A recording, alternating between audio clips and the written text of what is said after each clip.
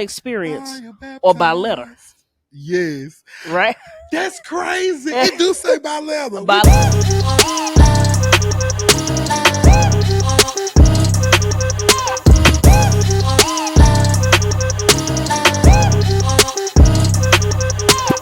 So I don't think the actual like write my name down on the roll is biblical, but I do know that God calls us to community.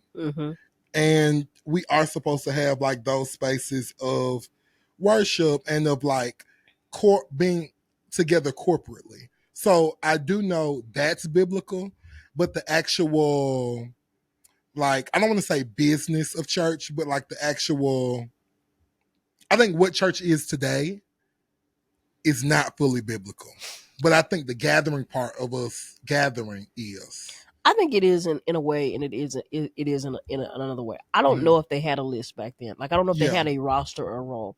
But what I do know is that when somebody left the church, like let's just say Philemon for example, just because there's a whole book, that Paul, when Philemon was leaving where Paul was to go back to where he came from, Paul wrote a letter saying that he's in good standing with us. We, he's been such a help, and he is not the same man that he was, and I think that he will be a good help to you and an addition.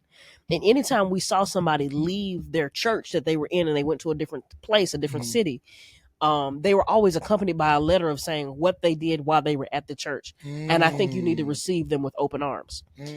Old school Baptist churches and some of the ones down in Auburn, and I'm sure in other country places, say that you can join. Well, I know any good Baptist knows that you can join the church by water baptism, Christian experience, or by letter. Yes. Right? That's crazy. It do say by letter. By we do letter. say by letter, yeah. So that letter literally goes back to the Bible when they would travel from one church to the other with a letter saying, hey, my pastor, my bishop, my apostle said, I'm in good standing. I'm coming over here to join y'all. And I wasn't a problem at my last church. And I think today we've gotten away from the letter thing because we're like, I ain't got to tell them I'm leaving. I ain't got to tell them. But like the letter literally said, hey, I wasn't a troublemaker at this other church. I actually like contributed and paid my tithes and I was like serving. And I'm leaving this town, and so I'm coming to join you all. And I'm a good Christian in good standing. Okay. And so I believe that church membership is biblical. It's some stuff about it I don't necessarily think. I think we go too far. But let's think about this. We've talked about accountability. We have. When I joined a church, and this is another thing I learned in Auburn and little country churches. We don't say this up here in the city, but they would also say that when you join the church, they ask you this question. They say, "Do you agree to abide by the rules of this house?" And so basically, does the pastor now do you agree that the pastor has authority in your life? And so when we start talking about accountability, I don't think I like that word, man. What? The pastor ain't finna have no authority in my life. God do. Oh, that sounds so wrong. Okay. Wait. I already know what code finna pull out. So, yes, he does. Yeah, you don't like it though. I don't at all.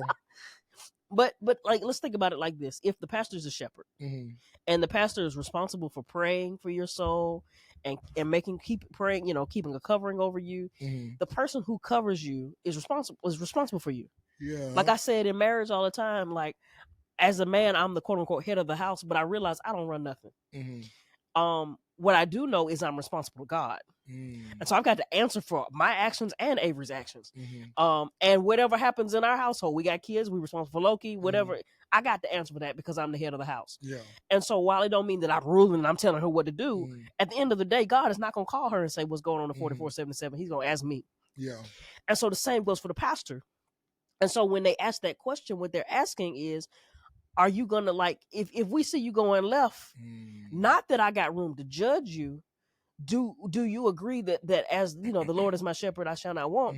Do you allow the shepherd, God's man, to break your legs a little bit? And I know we don't like that in 2024. Yeah. So to put it in my terms, I don't know if y'all know, but I work in property management. Okay. So it's a little thing called a lease. Holla at me. So in that lease, it says the owner/owner's representative. Mm-hmm. So It's the owner's There you go. representative. There So you it's go. me.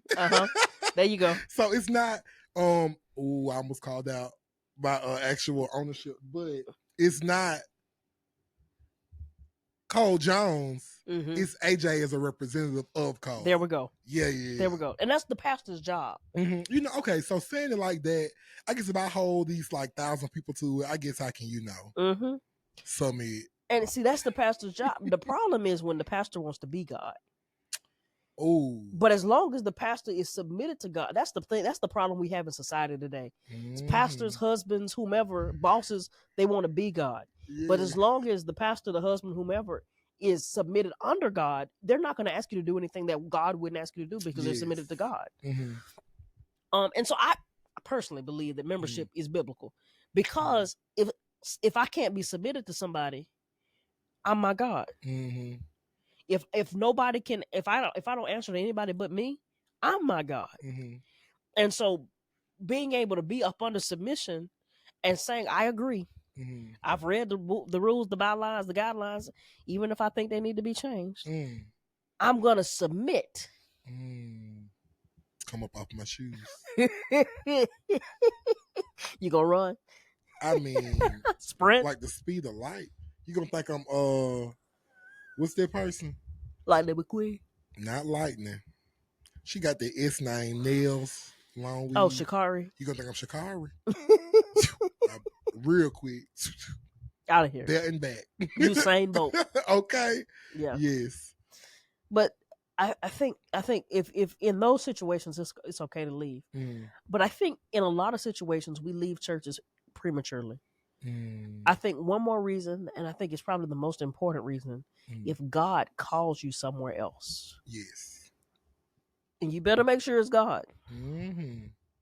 But if the Lord calls you somewhere else, don't stay in that place and stir up discord and chaos, because your presence outside of where God wants will cause chaos. Y'all think about Jonah, because I told y'all the Lord to be dealing with me and Jonah.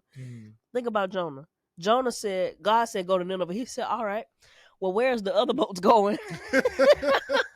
Who all over there? He didn't even say all that. He said, okay, you said go to Nineveh. All right, I'm at the shipyard. Nineveh's boat is over there. Where y'all going? Tarshish? I ain't never been there. I'm going to Tarshish. And the ship began to rock. Shit, like everything was going crazy. Waves flying up on this side, and the boat is rocking. How mad I would have been. if I knew that, I would have put Jonah off that boat. Well, they did. Remember, he ended up in the belly of the fish. Yeah. Yeah, okay, y'all get what I'm saying.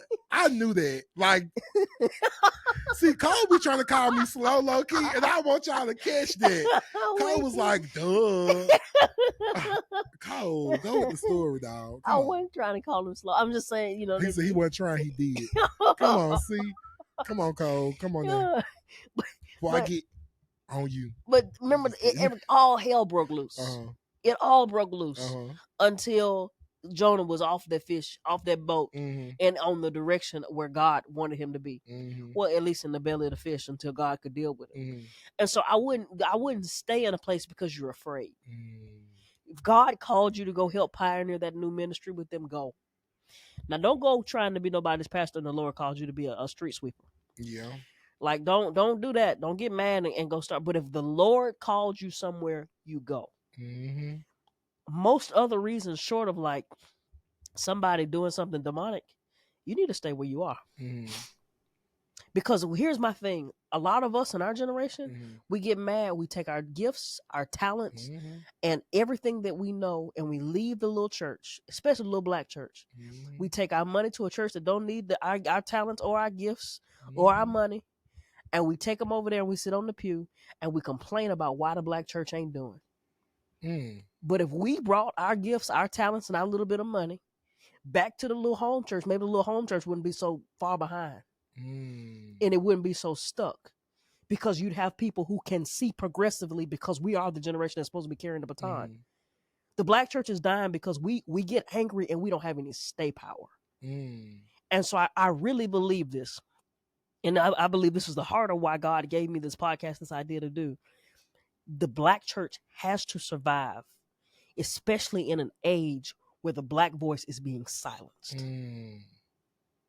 Yes. And so while you want to take your dollars to that church that gets you out of there in 75 minutes and requires nothing of you, if you want a place for your black body to be buried and for your black body to be cared for and your black soul to be loved, you need to go back home.